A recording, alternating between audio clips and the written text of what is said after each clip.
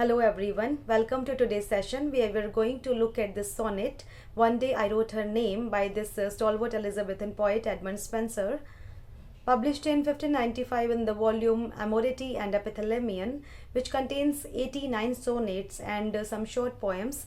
This sonnet, One Day I Wrote Her Name, is numbered 75. That's why this sonnet is also called Sonnet 75.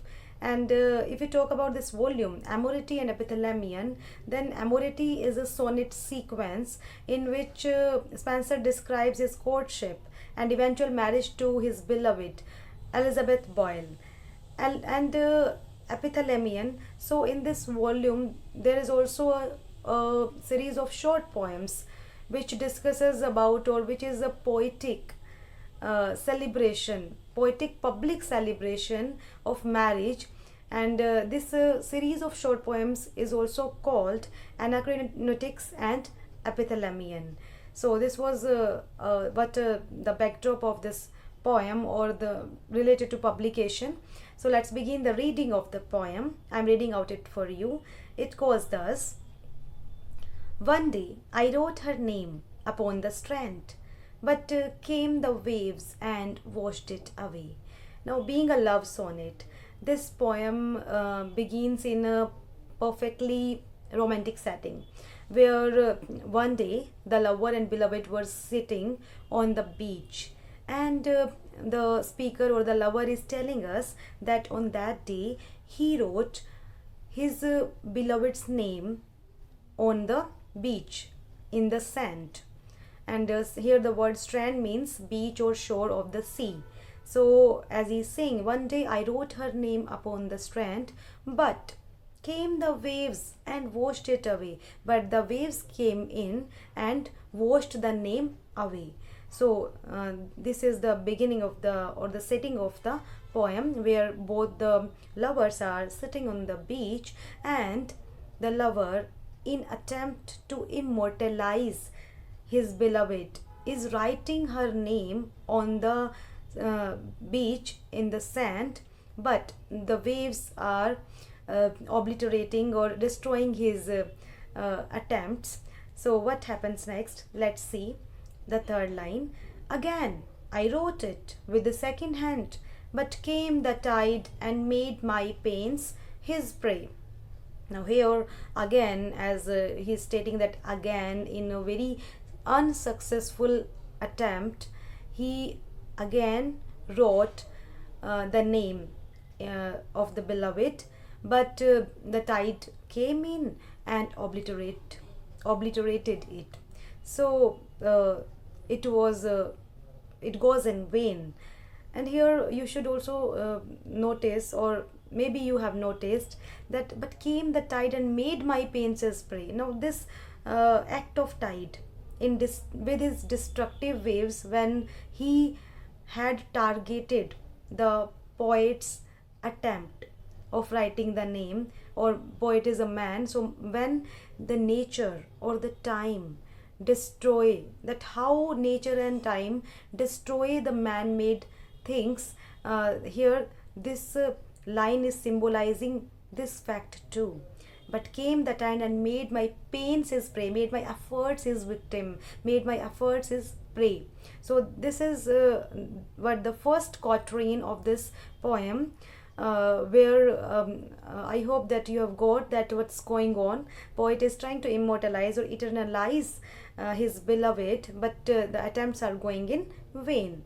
Now the second quatrain is going to start, and here I would like to add that this begins with a dialogue, and this dialogue is by the lady love of the speaker, where she seems to chastise him, she seems to reprimand him for his this vain venture. What she says? She says, "Vain man," said she, "that dost in vain essay." Essay is attempt, trial, a mortal thing so to immortalize. Here she is reacting in a very chastising tone to the poet. She is saying, or she is criticizing the poet's excessive pride or his arrogance in attempting to immortalize the mortal thing. She is saying, or she is highlighting her mortal nature, that I am a mortal thing and you want to immortalize me. It is a futile enterprise to to make immortal any mortal thing. So as being a mortal, she is destined to die. She is destined to destruct one day. So I'm reading it, these two lines again. Vain man, said she, that dost in vain essay a mortal thing so to immortalize. For I myself shall like to this decay. I myself, I am prone, I am destined to this destruction, because I am mortal, and eke my name be wiped out likewise. Eke means also, and also my name be wiped out likewise. That my name, that as you are writing my name in the sand, and as it is wiped by the waves, in the similar way. This is this is a very demo of my destruction, my upcoming or coming destruction, as I am a mortal. So as waves are wiping out my name, in the same way one day I will disappear, I am destined to decay. So here, by emphasizing her mortality, she is pointing out to the factor, again to the factor which we have discussed earlier, to the cruelty of nature and time in destructing the man-made things or the mortal things.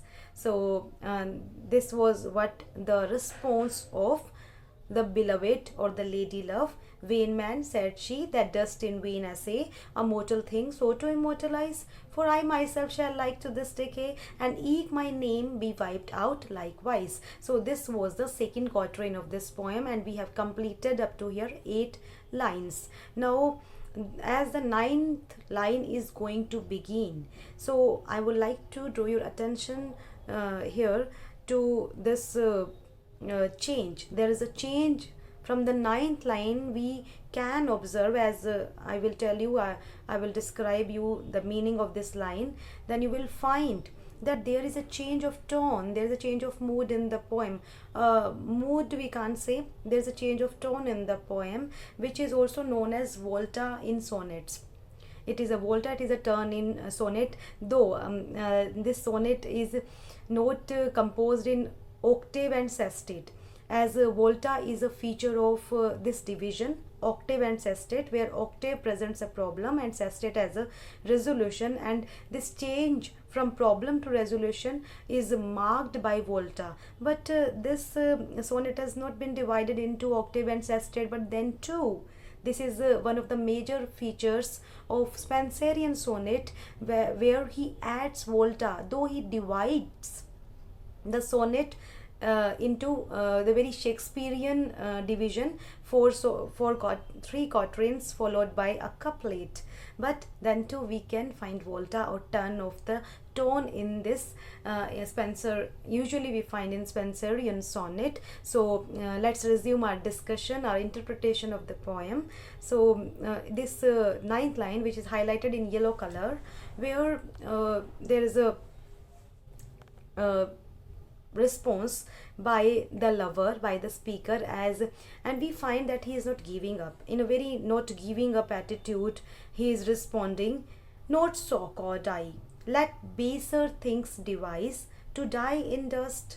So here in a very it seems that he is giving an argument in the favor of his attempt to eternalize his beloved. He is saying that I know, I believe, and it's my belief that and I know the fact that let baser things devise, that the baser things, the baser physical things are prone to decay, will turn into dust. I know this, but your spiritual beauty, what he is saying to his beloved, but your spiritual beauty is something which should be certainly eternalized, and I will eternalize your spiritual beauty, the essence of your spirituality, by the power of my poetry. As you can see, to die, let baser things devise to die in dust, but you shall live by fame. My words, your virtues, rare shall eternalize. But that with the power of my poetry, I will immortalize your rare virtues, and I will eternalize, I will immortalize your rare virtues, so much so that they will be remembered even in the heavens, that your glorious name will be remembered even in the heavens. So this was what the response of the lover to his beloved, where he is arguing that I will continue in my attempts to immortalize you, but not in the way as he was doing earlier. Now in, as I've said, that there's a volta, that before the lover and beloved both were talking about the mortality, about their mortality and their creations, the mortality of their creations and their themselves. But in here there is a sudden turn, and there is a talk, they are talking about the immortal ventures, like literature, which makes and it is a very, it is not uncommon that through literature poets usually strive to make their loved one or dear ones immortalize. So, and in the heavens write your glorious name. Now there is a couplet, and this was the third quatrain, and now there is a couplet where the poet seems to claim that where when as death shall all the world subdue, our love shall live and later life renew. So here he is claiming that when the world will whole world will pass away due to the cycle of life and death, whole world will be subdued, our love will allow us to live on up to the next life. In my verses, what he is claiming here, that in his verses, and in his verses where he will pour his love, which will allow her and them to renew their life, they will live on in his verses. So here he is saying that his love will survive beyond the boundaries of nature and time and death. So this was the sonnet, One Day I Wrote Her Name, by Edmund Spenser. And let's have a brief discussion about the form and technical aspects of this poem.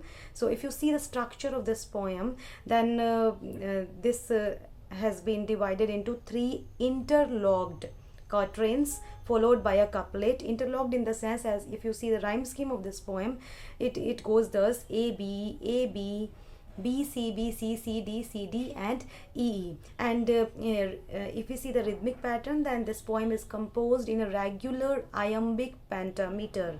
So this was what about the rhyme scheme and rhythm of the poem.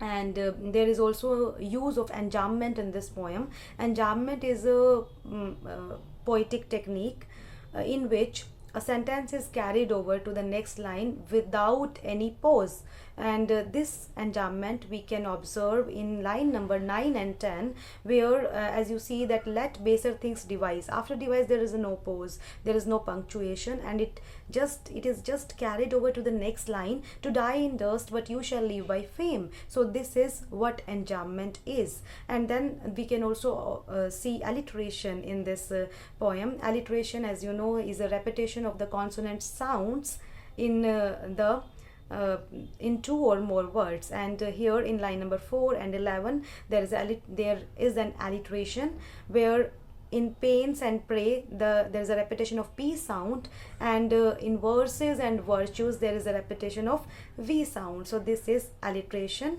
And so that's all for today. Thank you for your attention.